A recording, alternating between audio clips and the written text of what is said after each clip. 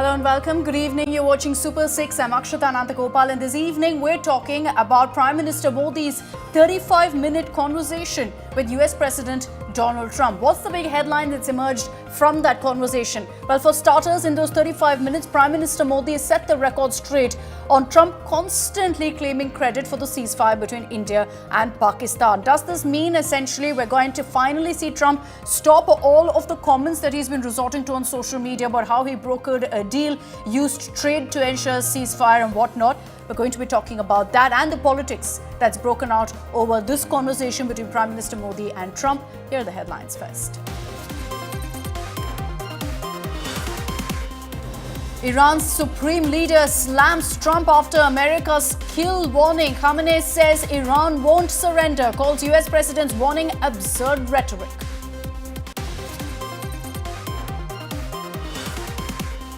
Prime Minister Modi dials Trump, calls out US truce bluff. 35 minutes of Modi plain speak for Trump, with a big message to Trump saying you had no role in the truce. प्रधानमंत्री मोदी ने राष्ट्रपति Trump को स्पष्ट रूप से कहा कि इस पूरे घटनाक्रम के दौरान कभी भी किसी भी स्तर पर भारत अमेरिका ट्रेड डील या अमेरिका द्वारा भारत और पाकिस्तान के बीच मध्यस्थता जैसे विषयों पर बात नहीं हुई थी. Trump to host Pakistan jihadi General Asim Munir for lunch.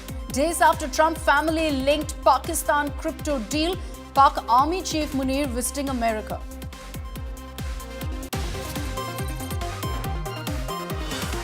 Big thaw in India. Canada ties Canada to move to appoint high commissioners again. Mark Carney responds to India Today question on India-Canada ties. I think the meeting today was important, but I would describe it as foundational, as a necessary first step, an exchange of views, frank, open exchange of views around law enforcement, transnational repression as two examples, an agreement to provide the necessary foundations to begin to rebuild a relationship. Prime Minister Modi touches down in Croatia to a warm welcome from the Indian diaspora. Prime Minister Modi is the first ever Indian Prime Minister to visit Zagreb.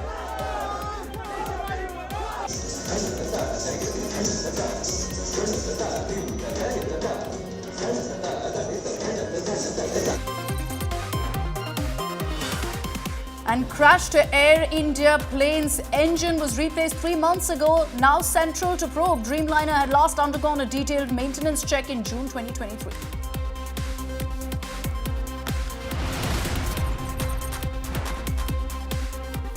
A 35-minute conversation between Prime Minister Modi and US President Trump took place this morning via telephone. And there's been clear messaging from India on all the ceasefire lies being spread by Trump. How do we do that? Well, Prime Minister Modi sent across a message to Trump to stop all of his claims on brokering a ceasefire between India and Pakistan, and he's done that repeatedly. In the 35-minute conversation, the focus was on Operation Sindoor, on all the ceasefire talk, and on the Pahalgam terror attack. And let's be very clear, this was the need of the hour because of the number of times that Trump has mentioned that he brokered a ceasefire between India and Pakistan. And let's put that out also for you, of how many times Trump essentially has spoken about how he was the one who ensured a ceasefire. It started with May 10th, when even before any announcement was made between India and Pakistan, Trump announced, saying, pleased to announce a ceasefire. And he said that India and Pakistan have agreed to a full ceasefire. Now, when that communication came across first on May 10th, it was assumed almost as if Trump had spoken to both leaders, and that's what had ensured a ceasefire. And soon after that, details came out. It was very clear that Pakistan had sought a ceasefire, which is why it had happened. But Trump went on with the ceasefire rhetoric. On May 11th, he went on to even add another claim that it was because he used trade as a tool to ensure the ceasefire between India and Pakistan. Every single day since May 10th, as we're showing you on 11th, on 12th, in the days ahead also, Donald Trump continued making all of these comments, saying that he stepped in, his team stepped in to stop a nuclear conflict, and that they ensured that by going ahead and referring to a trade deal, there was a ceasefire that was ensured. Now, despite constant clarifications from India, Trump continued putting out this rhetoric. Nothing stopped him, and on social media, every chance he got, even in fact, public platforms, he'd spoken about how he had helped the ceasefire take place, which is why perhaps the need of the hour was for Prime Minister Modi to directly speak to Trump and say, look, this is not what happened. And then essentially what Prime Minister Modi did in that conversation with Trump is he's made it clear what happened, what led to the ceasefire between India and Pakistan. So a timeline which India has repeatedly reiterated was actually communicated to Trump. What was that timeline? Operation Sindoor, of course, was launched on May 6th. Now, immediately, as per due diplomatic channels, on May 7th, NSA Ajit Doval briefed his US counterpart, Marco Rubio, which is how it should be. NSA Doval spoke to his counterpart. Now, right after that, you also had Rubio speaking to the External Affairs Minister Jai Shankar.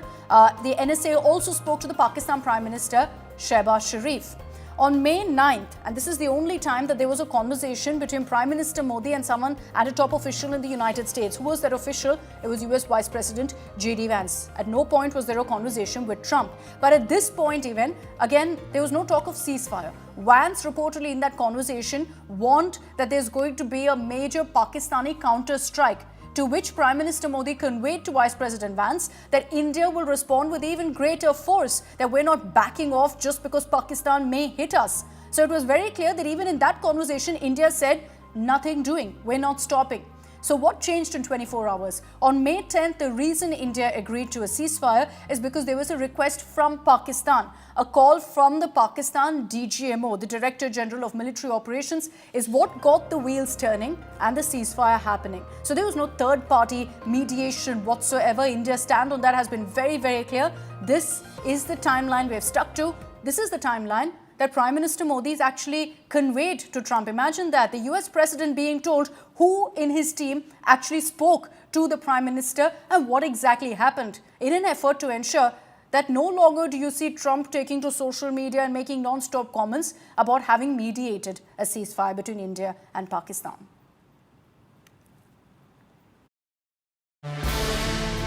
You had no role in India-Pakistan ceasefire. No mention of trade in talks with US. India can hit Pakistan harder for terror. Prime Minister Narendra Modi's hard-hitting phone call with US President Donald Trump. 35 minutes of telephonic conversation which demolished Trump's repeated claims of brokering India-Pakistan truce. Prime Minister Modi told Donald Trump that India has opted for ceasefire only after Pakistan begged and groveled. पूरे घटनाक्रम के दौरान कभी भी किसी भी स्तर पर भारत अमेरिका ट्रेड डील या अमेरिका द्वारा भारत और पाकिस्तान के बीच मध्यस्थता जैसे विषयों पर बात नहीं हुई थी। सैन्य कार्रवाई रोकने की बात सीधे भारत और पाकिस्तान के बीच दोनों सेनाओं की एग्जिस्टिंग चैनल्स के माध्यम से हुई थी और पाकिस्तान के ही आग्रह पर हुई थी। Modi's message to Trump was clear, that India's bold new doctrine will consider terror attacks as not proxy war, but war. Modi also conveyed that India has picked only terror hubs for strikes. Prime Minister Modi also declined a request by President Trump for an impromptu stopover at White House after the G7 meet, citing prior engagements. He, however, invited Donald Trump to visit India, which the US president has accepted. पूर्व निर्धारित कार्यक्रमों के कारण प्रधानमंत्री मोदी ने अपनी असमर्थता व्यक्त की। दोनों लीडर्स ने तब तय किया कि वे निकट भविष्य में मिलने का प्रयास करेंगे। Will the phone call redefine Modi-Trump dosti, which has been tested by Donald Trump actively quoting Pakistan? Bureau Report, India Today. Okay, so clearly in that conversation of 35 minutes, Prime Minister Modi setting the record straight. And like I said, this was the need of the hour. Let's run you through some of the big takeaways that emerged from this particular conversation. It's the first time, essentially, that Prime Minister Modi spoken tough to President Trump on this particular issue. Several takeaways that emerge from that conversation. First, like I said, India set the record straight for the world on mediation claims. Far too many times you had this conversation of Trump speaking about mediation, telling the world. And so India now setting the record straight on that. India also making it clear that amid all of this mediation talk and ceasefire happening because US went ahead and claimed there'd be no trade deal, none of that happened. That in none of these conversations was trade ever mentioned, even in the conversation between Prime Minister Modi and Vice President Vance. Messaging to Trump essentially to stop the loose talk. There's no guarantee it's going to happen. At the end of the day, it's Donald Trump. The Indian administration recognizes that there's no way anyone can stop him from going ahead and making the comments that he wants to make. But the message has been sent across very clear that this will not happen, that Trump, America cannot take any credit for the ceasefire. If you notice the tone of Trump's comments, he's repeatedly attempted to take credit and claimed that America as a world leader has been putting out fires everywhere, including between India and Pakistan. That's something India has said you cannot do. There's no credit that goes to America for this because there's no question of third-party mediation as far as this entire issue goes. It's been very clear our stated position on India and Pakistan and on the conflict is that this is between two parties. There's no question of another country intervening, no matter how much Trump wants to do it. So a red line on loose talk has been drawn, but at the same time, this doesn't mean that this is going to be some sort of soaring point between India and America. That friendship continues. It's crucial for both countries, and we recognize that. What we've done essentially in this conversation again shows our well-crafted diplomacy in the matter. The fact that Prime Minister Modi extended an invite to Trump for Quad, and Trump has accepted, saying he's excited to visit India. But at the same time, in that same conversation, when Trump invited Prime Minister Modi to make a stopover visit in America while he's in Canada before he headed to Croatia to make a stopover visit in America, that was something that Prime Minister Modi politely shot down. So while shooting down Trump's invite, ensuring Trump accepts our invite, well-crafted diplomacy for you right there. Let me bring in our reporters on this broadcast. From India Today Global, we have Pranay Upadhyay, who's tracking all the latest on what really happened in that conversation. We've also got Rohit Sharma joining us from Washington, D.C. on how this news really and this tough talk by Prime Minister Modi to Trump has been perceived in America. Pranay, I'm going to begin with you on what led to this conversation happening, Pranay. How and what was the tone really used by the Prime Minister? Was this hard talk drawing the line, because we've seen far too many comments by Trump and very loose comments at that on the ceasefire? Akshita, President Donald Trump might be anxious. He might be, craving for showing any trophy or any achievement of his foreign policy, because he has none so far, because he might have tried to have broker a peace deal between Israel and Hamas, which did not happen. He might have tried to broker a peace deal between Russia and Ukraine, which did not happen. So that's why he was craving to have a byline to show some achievement here. And that's why, if you notice the statement given by the Foreign Secretary Vikram Misri here, stating the account of Prime Minister Narendra Modi phone call with President Donald Trump, he mentioned that this is the first phone call after the 22nd of April. Definitely, after the Operation Sindoor, this is the first phone call, a direct call between President Donald Trump and Prime Minister Narendra Modi, and that too at the initiation of President Donald Trump, because it was the US side which requested. This meeting was scheduled to take place in Canada, and since because President Donald Trump changed his schedule, he cut short his visit to Canada and he went back to Washington, D.C. and therefore this meeting could not take place. But however, even if this meeting would have taken place, Prime Minister Narendra Modi would have said the same thing right across, sitting across him. And I have been a witness to similar event. Similar thing happened, Akshita, and let me read one post of President Donald Trump. This shows the contradictions and the inconsistency of President Donald Trump's policy. In 2018, President Donald Trump tweeted, and he said that we no longer pay Pakistan the billions of dollars because they would take our money and do nothing for us, Bin Laden being a prime example and Afghanistan being another. This is what President Donald Trump's views about Pakistan. Months later, this was in 2018, months later, when he sat across with the then Prime Minister of Pakistan, Imran Khan, he offered to have mediation, but only few weeks after that in Biarritz, France, on the same platform of G7, when Prime Minister Narendra Modi sat across with President Donald Donald Trump. I was witness to that moment, and there also the Prime Minister Narendra Modi politely declined and shut down this offer of mediation by the United States and essentially President there was Donald a Trump. need. So President There Donald was a Trump need might for this be kind of thinking, messaging to be sent across to Donald Trump. And I'll bring in Rohit Sharma on this. Rohit, there's of course no guarantee that Trump is going to stop any of the comments that he makes on ceasefire. You can never say with Trump what he's going to do or say next or post next for that matter. But how is really this kind of a conversation being viewed in America, Rohit? Is it something that the White House also has acknowledged, that India set the record straight on the timeline and the conversations that were had?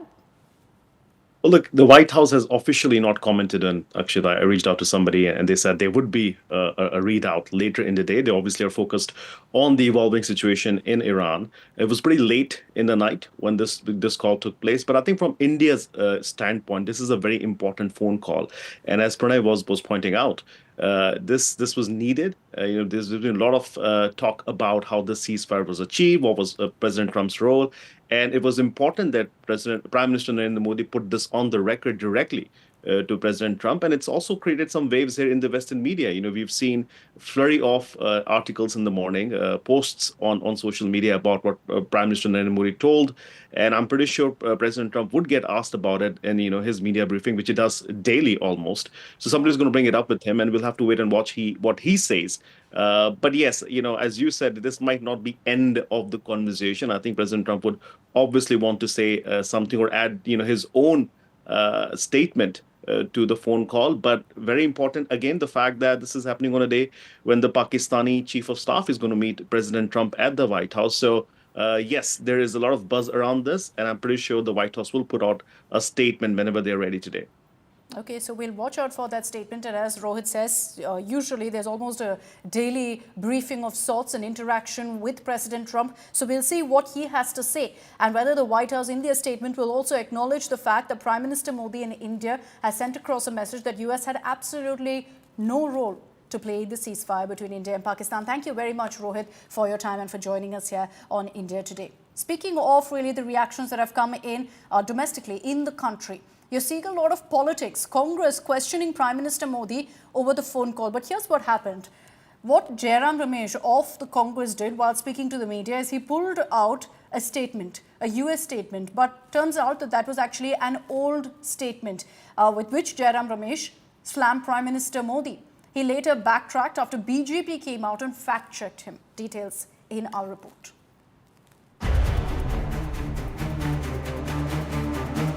Prime Minister Narendra Modi's hard-hitting phone call to US President Donald Trump, where Modi rebutted Trump's claim on brokering India-Pakistan peace.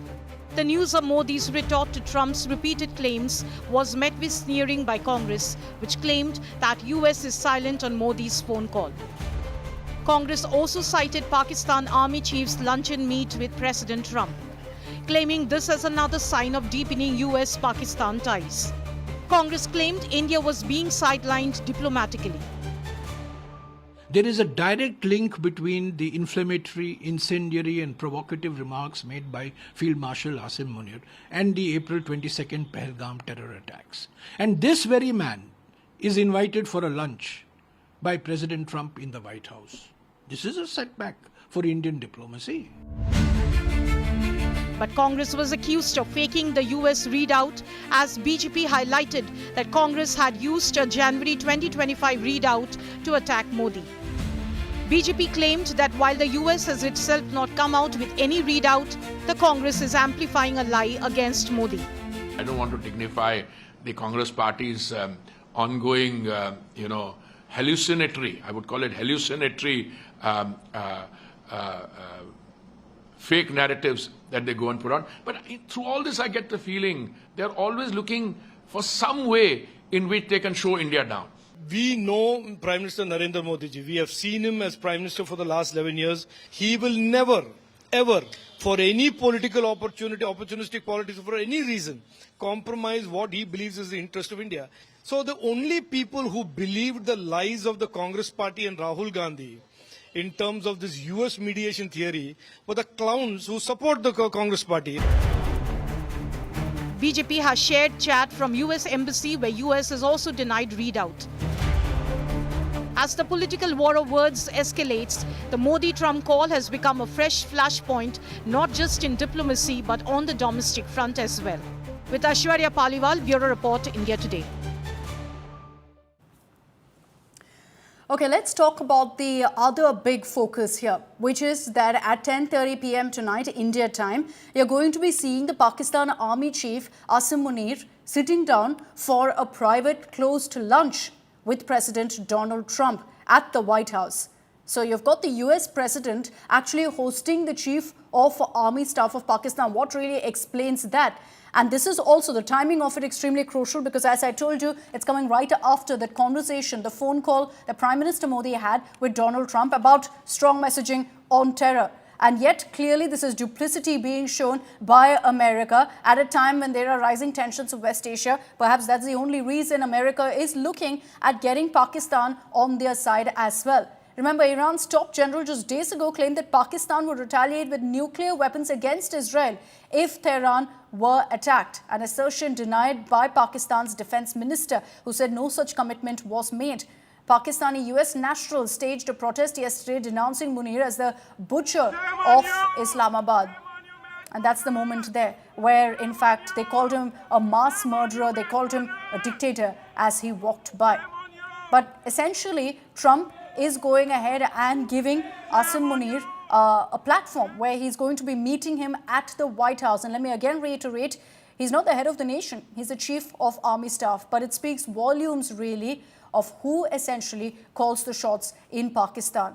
He's getting a closed-door lunch meeting with Donald Trump. And two takeaways on that. One, questions will be asked about what really the US's stand is on Pak terror. Are they going to be condemning it? Second, whether President Trump, by inviting a Pakistani army chief, someone who's clearly openly shielded terrorists, by inviting him into the White House, is actually going ahead and bringing down the dignity of the president's office, of the White House in America. But that's an America problem that they will have to address after this closed-door lunch. There's a lot of talk that perhaps it's also because of Trump's family's own vested interests that he is going ahead and hosting the Pakistani army chief in the White House.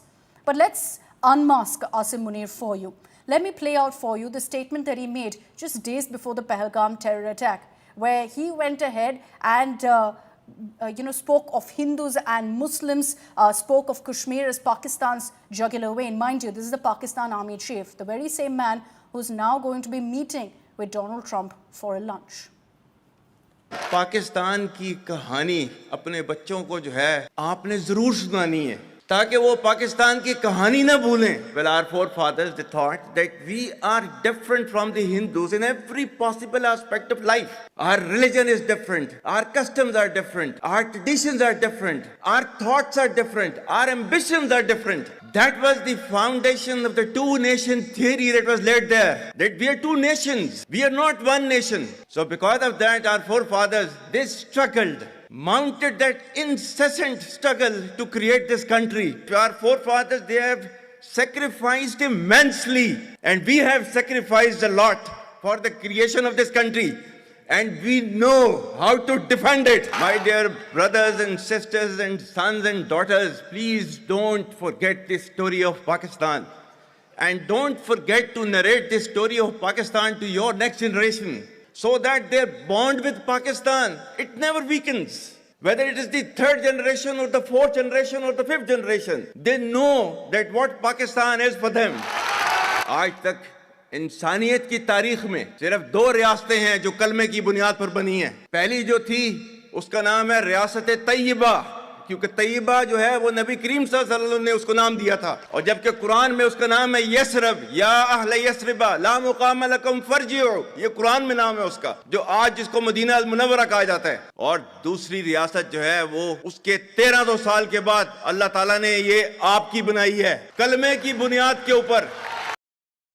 So one of the factors that we must consider as to why America is so desperate for Pakistan support, why is Trump hosting the Pakistan Army Chief, is because of what's happening in West Asia and the fact that US is trying to break that axis, the support that Iran has. Pakistan's location gives US strategic access near Iran. If it comes to military action, America will also be looking to getting Pakistan's support in kind of firing at Iran, because Pakistan's location is something that's critical for US. Pak Intel can support America's operations against Iran.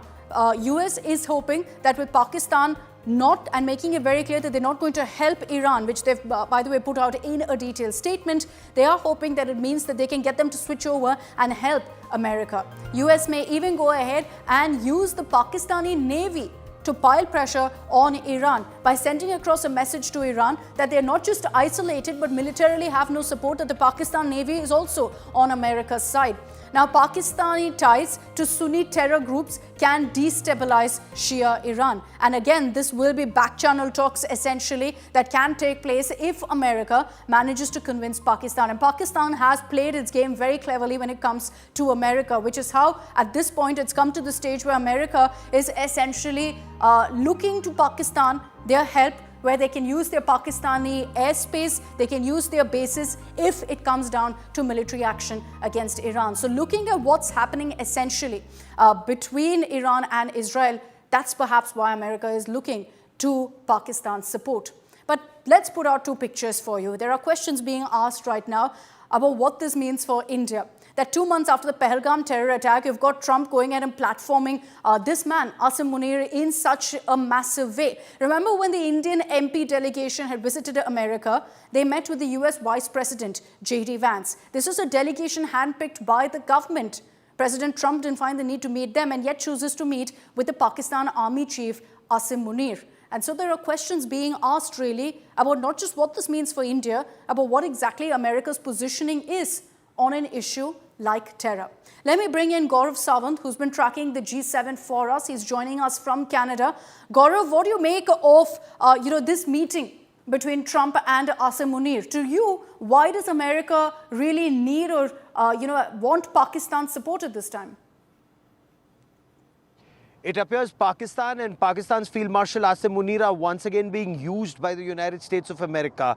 As this conflict between Israel and Iran intensifies, the United States would require additional bases in the region to target Iran from multiple sides. And all accounts seem to indicate that the United States may play a much bigger role in the Israel-Iran war in the days ahead. And that is why America is trying to shore up defenses in Pakistan. Now, what will America do? Use Pakistan's airspace and also perhaps use their air bases. This would be for intelligence operations. This would also be for surveillance, what is known as ISR, intelligence, surveillance and reconnaissance. It could also be used to mount offensive action against Iran. And just take this into consideration, Iran considers Pakistan a friend. There are leaders in Iran who have said that in case there's an attack on Iran, Pakistan will come to Iran's defense. On the contrary, Pakistan may actually be selling out Iran's interests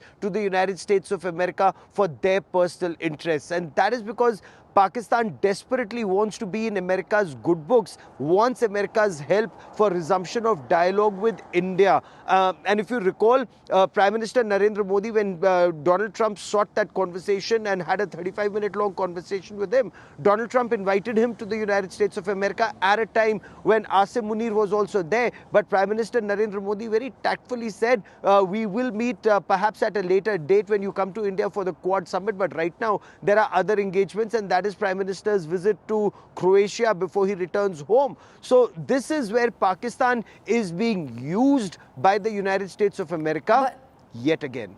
But Gaurav, also, what does this mean for India, considering that, you're seeing the Pakistan Army Chief being platformed by Trump? Is it a loss of face for India, for Indian diplomacy? Gaurav, what do you think?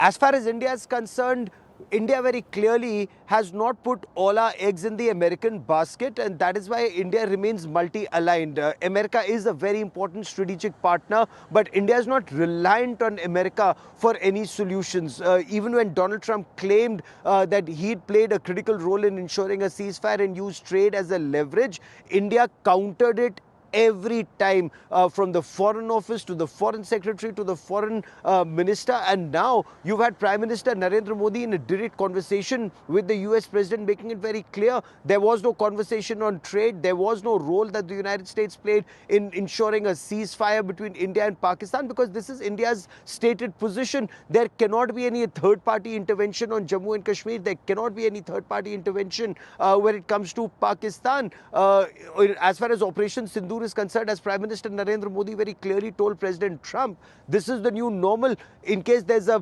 proxy war, it will be seen as an act of war. In case there's terror, there will be a response. That conversation that US Vice President J.D. Vance had with Prime Minister Narendra Modi, when he said his intelligence inputs were that Pakistan is planning something big, India said if they are, India is planning to retaliate in something which would be even bigger. And that's exactly what we've seen. Look at India's template in Operation Sindoor. India was able to decimate not just 9 terror base camps and launch pads, including the headquarters of Lashkar-e-Taiba at Muridke and Jaish-e-Mohammed at Bahawalpur. But when Pakistan escalated trying to target military installations in India, India hit back, targeting 11 air bases in Pakistan, making them inoperable, and multiple radar stations and military cantonments, including Melir cantonment in Karachi and Pasroor and Chunian. So that's the kind of extent of India's power. It was Pakistan that sought a ceasefire, and that message, whether it comes out in public domain or not, at least Pakistani military leadership knows that. So next time when they try a terror attack, they would be prepared for something that could be Operation Sindoor plus. Each time, if you've noticed, there was a surgical strike in 2016 after Pathankot. There was a Balakot airstrike, like one location hit after Pulwama, and it was 13 plus air bases and radar stations plus 9 terror hubs after the terror attack that took place in Pahalgam. So India each time hits back much harder. Pakistan gets that message, for a couple of years, 3 years, 4 years, 5 years at times, but you have to keep mowing the grass.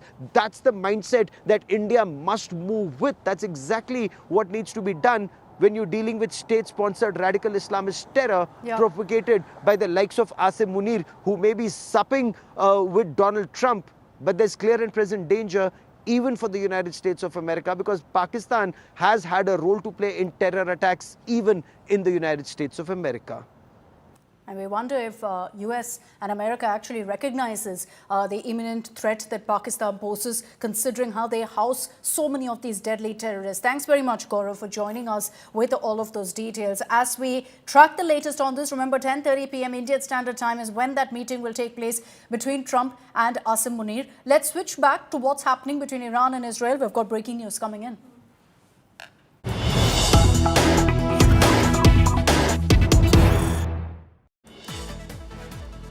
You had the first public statement by Ayatollah Khamenei on live TV, and moments after that, Israeli jets reportedly struck Lavizan. This is the Tehran neighborhood in which the Supreme Commander of Iran is rumored to be hiding in. Iranian media had reported that Khamenei was moved to an underground bunker in Lavizan, located in northeastern Tehran. And right after that, right after his statement, it's exactly in this location that strikes have been conducted. And so questions are being asked on whether this is the clearest signaling and messaging from Israel that they are going after Khamenei, that they are going after the Supreme Commander of Iran. This comes after Netanyahu had issued a warning that assassinating the Ayatollah would be the end of the war, the end of the regime. And just last night, Trump also dropped a not so subtle bombshell in usual Trump style. He said, "We know where he is. We haven't taken him out yet." That's the post Trump had put out. So the message has been very clear from Israel and America. I want to bring in Pranay Upadhyay for more on this. Pranay, very clear signaling from the political leadership of Israel and America, that's followed now by military action, also signaling from the Israel military. What details have you been able to pick up on these strikes in Tehran, Pranay? Let me give you the update first, Akshita. as per the latest information and the statement coming out from the IDF, Israeli Defense Forces, that the Israeli Air Force is now attacking Iranian regime's military targets in Tehran area. So clearly the Tehran area, which is the capital of Iran, is largely being targeted by the Israeli Air Force, and the military targets are being engaged by the Israeli Air Force here. And also the information which we are picking up is that they are targeting not only the military headquarters but also the military leadership as well as the political leadership. This is the big crisis before Iran right now, at a time when the President of the United States has clearly put onus of de-escalation on Iran, and stating through his social media post that the unconditional surrender is the only option available before Iran. Whether Iran takes that option or not, because the statement coming out from Ayatollah Ali Khamenei himself clearly stated that Iran is prepared for a war. This is the complete chaotic situation in Iran right now, because we as India also having our concern. We have around 10,000 people in Iran. We have started the evacuation process of Indian nationals from Iran, but still many Indians are stuck in the different parts of Iran because there are logistic challenges, because the roads are closed. Mostly roads are being used by the Iranian military and for their air defense, which you call as the pop-up air defense positions in Iran. So therefore the military operations by Israel on the Iranian territory has become a challenge as far as the evacuation operations are concerned. And also after 150 hours or more than 150 hours of the Israeli air operation and air strikes in Iran, now Israelis are kind of completely dominating the Iranian airspace, because they are hitting whenever they want, wherever they want, and this complete domination is also a kind of message for Iran. And Israel has already indicated, Akshita, that they might go for the Iranian leadership. And Khamenei in that statement said the battle begins. That was his statement in his first public address since the conflict broke out. Israel sending across the very same message that the battle is underway by going ahead and striking the location where reportedly the Supreme Commander of Iran is in a hideout. We are going to track the latest on that. But as I slip into a short break, I'll also leave you with some of the images of Prime Minister Modi at the G7 summit. G7, of course, was concluded. There were a number of crucial bilaterals and some very significant photo ops there of Prime Minister Modi's bonhomie with world leaders.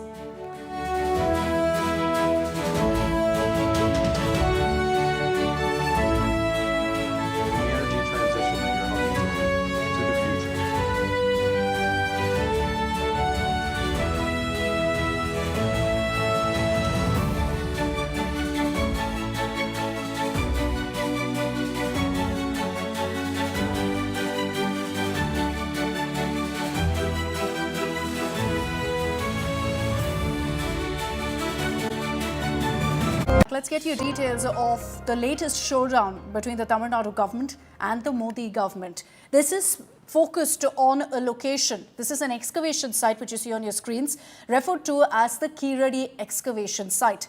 It's ignited a fierce political battle. Here's why. There's a report by an ASI archaeologist who says that the findings at this excavation site indicate that there was a civilization here dating back to 5th century, which essentially is beyond the Indus Valley civilization as well. So you've got the DMK now stating that this is evidence that must be recognized worldwide, globally, that Tamil dates back much beyond the Indus Valley civilization as well. The central government, however, has said that the ASI report lacks details. It doesn't have credible details to go ahead and take into account. This has led to a showdown, so much so that the archaeologist who's filed that report has now been transferred, sparking protests in Tamil Nadu. The latest flashpoint between the Tamil Nadu government and the centre over the civilizational history of Tamil. This is the Keeladi archaeological site, located in Madurai district. It is an ancient archaeological site that has garnered significant attention due to its findings. Excavations have unearthed over 80,000 artifacts, including Tamil Brahmi inscriptions, pottery, iron tools and beads, suggesting a literate urban civilization dating back to centuries ago. These discoveries challenge the prevailing historical narratives centered on the Indus Valley civilization. And here's why it's turned into an ugly political battle. The DMK has accused the central government of hiding an ASI report that highlights that this civilization dates back to the 5th century. The controversy intensified in 2023 when archaeologist Amarnath Ramakrishna, who led the initial excavations, submitted a comprehensive 982-page report to the Archaeological Survey of India. However, the ASI has not published the report, citing the need for more scientific evidence. The findings which you are mentioning about, I'm aware of that, but they are not technically well supported and established yet. Lot of the things are to be done before recognizing or giving accreditation to the findings which are being presented by the archaeologists who had done that survey. Let them come with more results, with more data, more evidences, more proofs, because only one finding cannot change the discourse.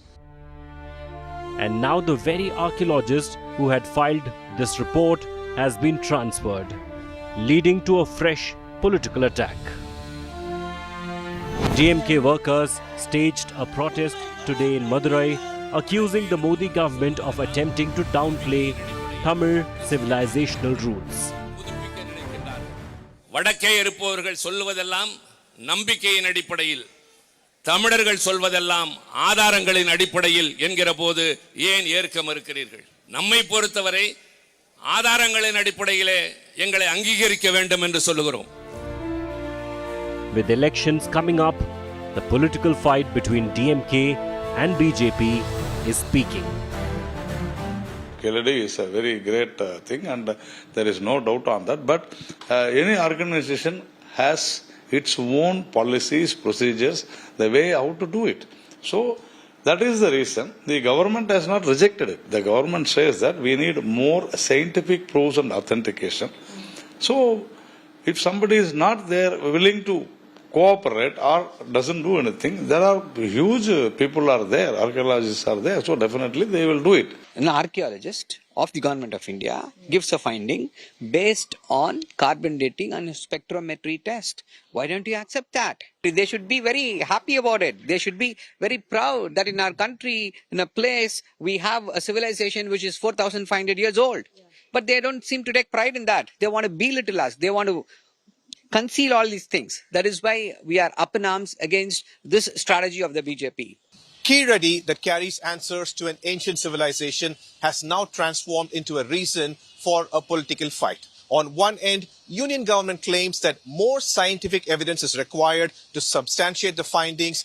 DMK government calls this nothing but excuses to erase Tamil antiquity, heritage, and is calling it as nothing but a cultural war. With Divyan, Pramod Madhav, for Industry.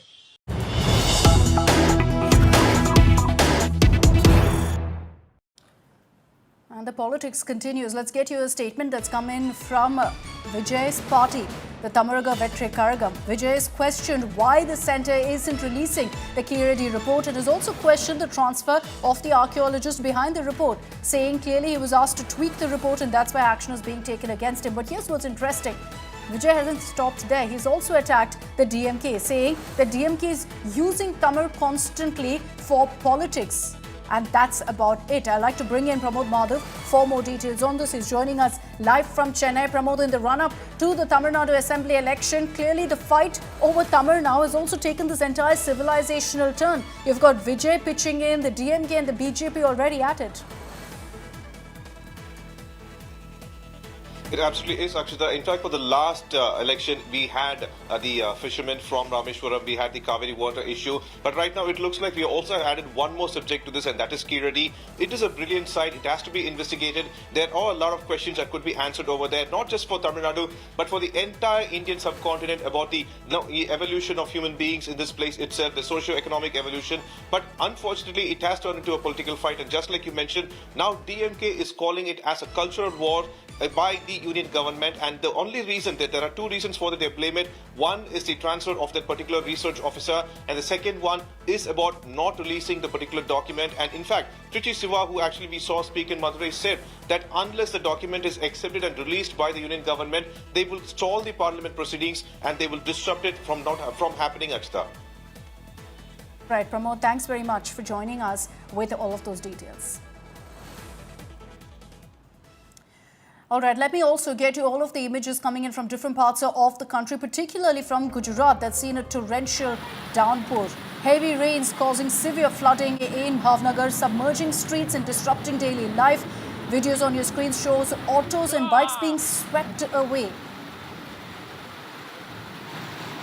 And let's get you more images from this district where residents have been forced to evacuate, many of them on their rooftops with nowhere to go as their houses are completely submerged. This is the Botad circle of Gujarat where water levels reached knee height. Residents are seen helping each other try to cross the raging waters. And more images coming in where waterlogging is worsened to the point where even heavy vehicles like trucks are struggling to navigate.